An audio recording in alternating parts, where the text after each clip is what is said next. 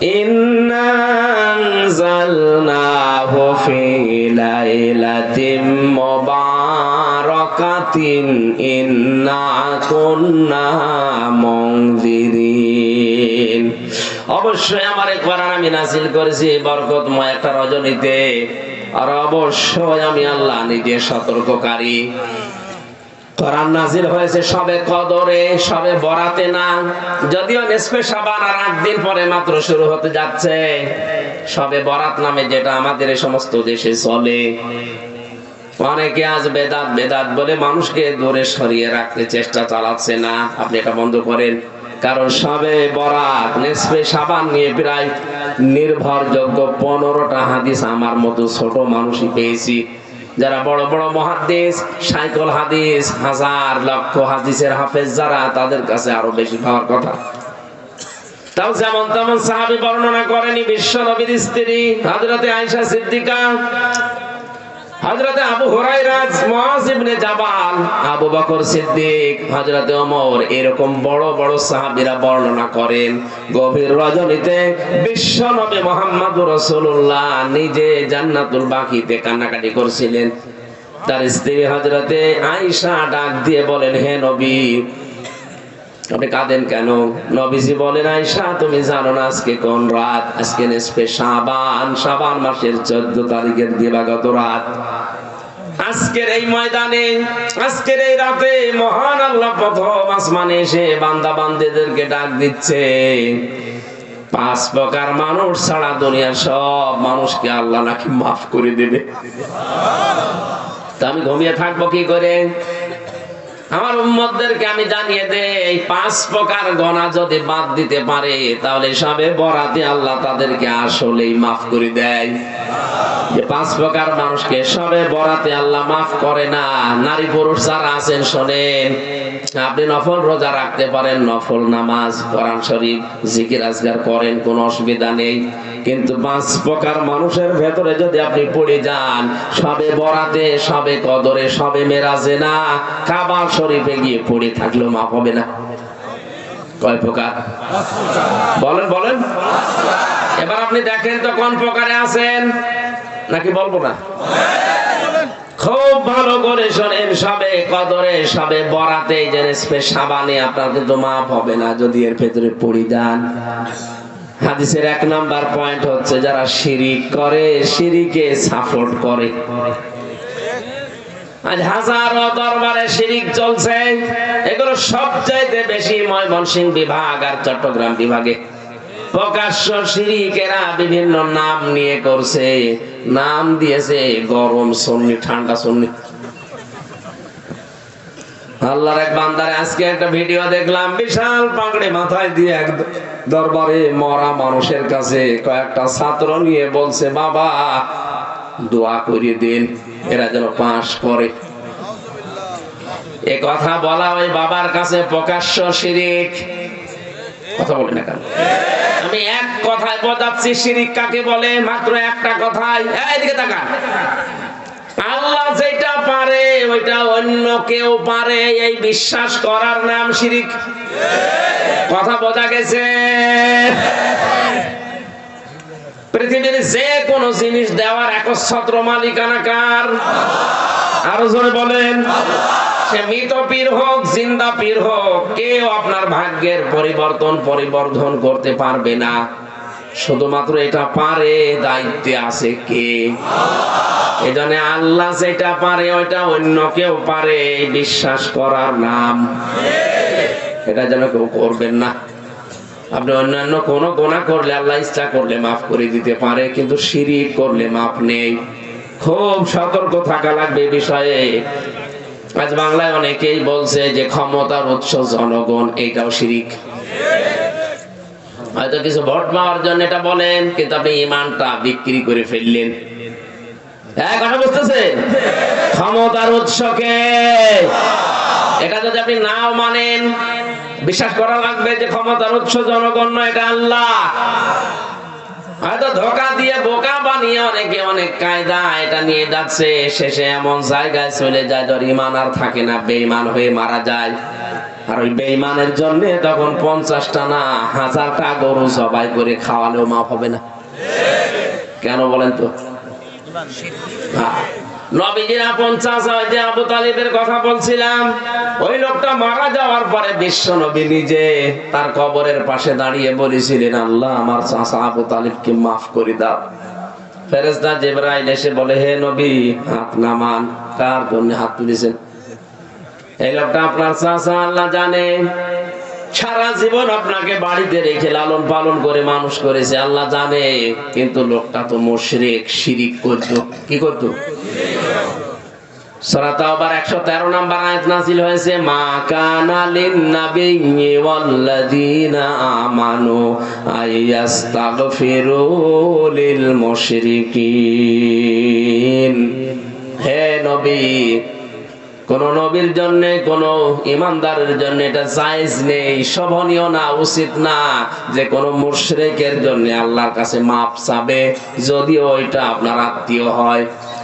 ও বাংলার মুসলমানেরা, নবীর নিজের আপন চাচা শিরিক করত, মুশরিক, মারা গেছে, আল্লাহ হাত ফেরত দিয়ে দিচ্ছে যে দোয়া কবুল হবে না।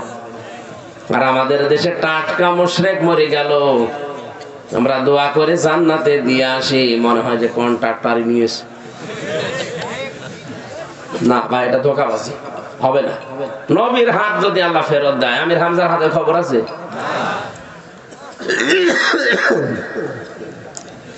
এজন্য যে কোনো পন্থাতে শিরিক করা যাবে না। 2 নম্বরে পিতা মাতার অবাধ্য সন্তান যারা, তাদের মাফ নেই। অথচ এটা দিন দিন বাড়ছে। এটা যার মাধ্যমে সন্তানেরা শিখবে, সেগুলো তো সিলেবাসে এখন নেই। 1 থেকে মাস্টার্স পর্যন্ত একটা ছেলে মেয়ের কাছে তার মা বাবা কি, এটা অনেকে জানেই না, কারণ সিলেবাসে ওই লেখাপড়াই নেই। আগামী প্রজন্ম যারা আসছে, তারা তো আপনাকে ইচ্ছা করে অনিচ্ছা করে যাই হোক বৃদ্ধাশ্রমে দিয়ে আসবে, কারণ আপনি যে কি এটা তো জানি না। কোরআনে কারিমে আল্লাহ নিজের পরে সবচাইতে বেশি মর্যাদা, দাম, ব্যাখ্যামূলক কথা দিয়েছে যাদের পক্ষে, তারা হচ্ছে মা আর বাবা। আর তাদের পক্ষে আজ কোন কথা আমাদের সিলেবাসে পাওয়া যায় না। সিলেবাসে দিয়েছে প্যাক প্যাক।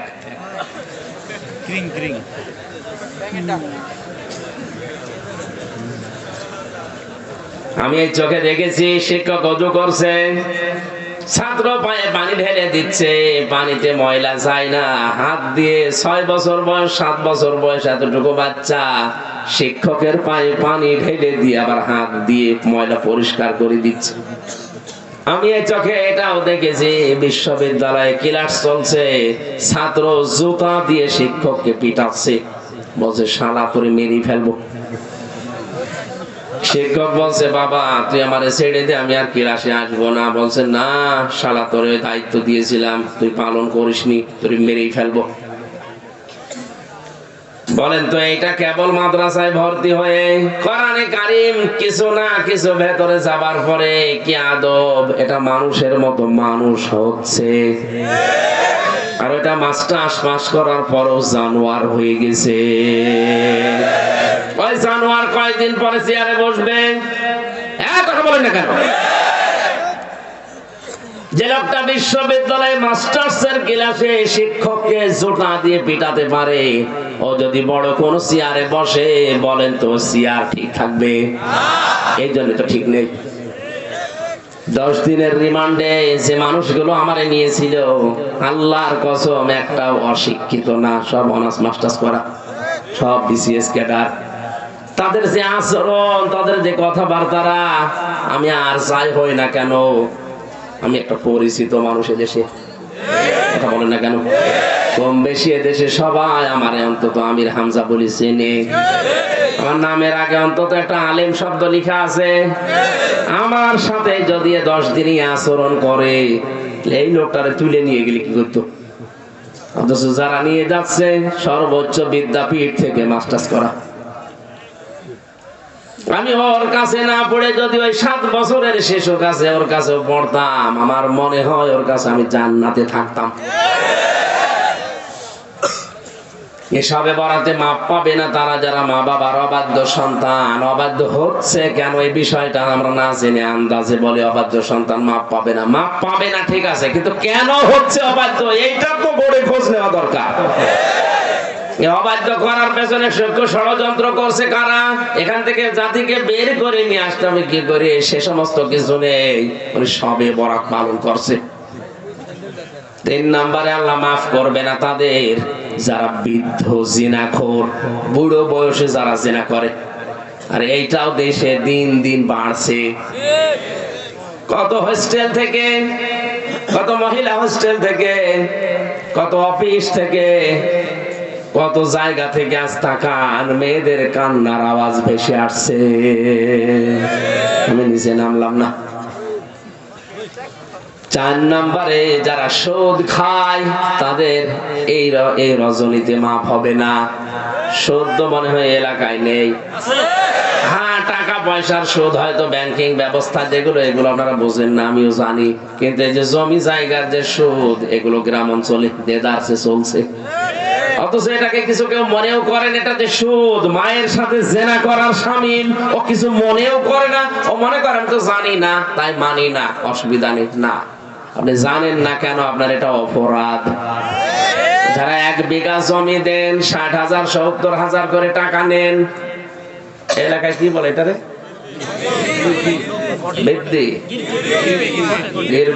যাই বলেন বলেন, অসুবিধা নেই, বুঝলি হবে। 1 বিঘা জমি আমার ইনারে দিলাম, 60,000 টাকা নিয়ে নিলাম।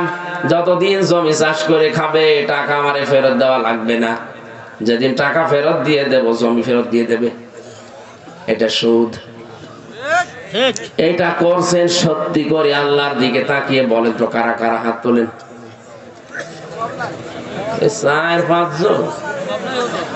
তাহলে মাসলা আমার বলার দরকার নেই, এলাকা ভালো আছে। না ভাই, অনেকে মনে করছে আমি জানি না তাই করি না। আপনি জানেন না কেন? আপনাকে জানা লাগবে।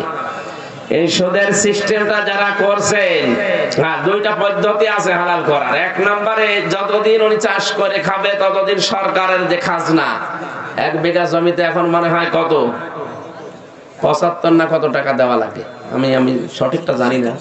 হ্যাঁ, এই টাকাটা আপনাকে যদি 5 বছর করে খান ওই টাকা দেওয়া লাগবে আপনার। আর যখন আপনি ওই জমি ফেরত দিয়ে দেবেন, আমার কাছ থেকে টাকা নেবেন, কমপক্ষে 60,000-এ 8 থেকে 10,000 টাকা কম নেওয়া লাগবে।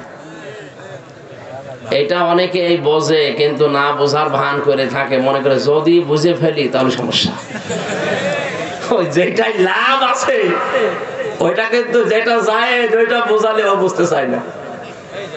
খেয়ে দিয়ে সদ বলে একটা না, খাই খালাসি বলে, ওইটা এলাকায় আছে, ওইটা করবে। ওইটা ঝামেলা, তো এই জন্য এটা করি না। আপনি সবে বরাতে কিন্তু মাফ পাবেন না। 5 নম্বরে আল্লাহ পাকের নবী বলেন আল্লাহ মাফ করবে না তাদেরকে যারা ঘুষখোর। ঘুষখোর এটা শুধু নামই শুনেছি, এই 3 বছর আমি হাতে কলমে চোখে দেখি আসলাম ঘুষ কত প্রকার, কি কি কারে কারে দেওয়া লাগে। আমার ধরে নিয়েই বলছে 10 লাখ টাকা দেন, নাই তো 50 জেলায় 50টা মামলা দেব। মনে হয় যে টাকা আমার কাছে পাই। কি একটা কায়দা দেখেন তো, ভালো মানুষ বাড়ি থেকে ধরে নিয়ে বলছে 10 লাখ টাকা দেন, নাই তো 50 জেলায় 50টা মামলা দেব। মামলাও বানাবে আর টাকা আমার কাছে পাই, সে টাকা চাচ্ছে। 3টা বছর কোর্টের বারান্দায় বাবা মা আত্মীয় স্বজন চাচা যারা ছিল দায়িত্বে, এরা ঘুরতে ঘুরতে আমি যা দেখলাম কোর্টে ইট পর্যন্ত টাকা চাই। কোর্টের যে ইট, ওই ইটও আমার দিকে তাকিয়ে বলছে টাকা দে। কোর্ট কাছারিতে আপনি এই অবস্থা চলছে না? চলছে না? একটা জায়গা বাংলাদেশে এখন নেই, রান্নাঘর থেকে শুরু করে রান্নাঘর ঘুষ চলছে, সংসদ ভবন পর্যন্ত, এমনকি আল্লাহর ঘর মসজিদ পর্যন্ত এখন চলছে ঘুষ। আমার জেলায় একটা বড় মসজিদ হয়েছে, আমি নাম নিলাম না, যারা দায়িত্বে আছে তার ভাগ্নে যে বলছে, মামা আপনি তো দায়িত্বে আছেন, এখানে সরকারি মসজিদ, অনেক টাকা পয়সা বেতন দেবে, আপনি আমারে লাগিয়ে দেন। মামা বলছে, ভাতিজা ভাগনা কোনো অসুবিধা নেই, তোমার মিষ্টি খাওয়াও। মিষ্টি একবারে 5 কেজি মিষ্টি নিয়ে এসে বলছে, কত খাবেন খান। বলছে, মামা এ মিষ্টি না, 10 লাখ টাকা দিও। তো মিষ্টি ফেরত দিয়ে গেছে বাড়িতে, ডাক দিয়ে বলছে, মামা মিষ্টি খেতে যদি 10 লাখ লাগে, দই খেতে কয় লাখ লাগবে?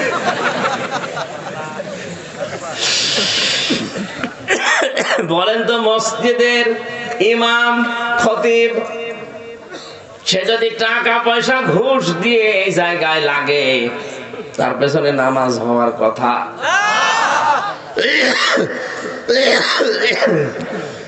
আমার এমনিতে সমস্যা, আর জ্বর করে শেষে দুধের ওইটা খাওয়াইয়েছে, জানি যে আমার কাশি হবে, নিচ্ছিলাম না, জ্বর করে ওরা আদর করতে যায়, এদিকে আমার ক্ষতি হয়ে যায়। না, সমস্যা তো ভেতরের, শুধু চা খেলে হবে? এজন্য 5 প্রকার মানুষ যারা আছে, আমরা যেন সাবধান হয়ে যাই। যদি চরিত্র এরকম থাকে, আমরা যেন পাল্টাই। বলেন আমিন।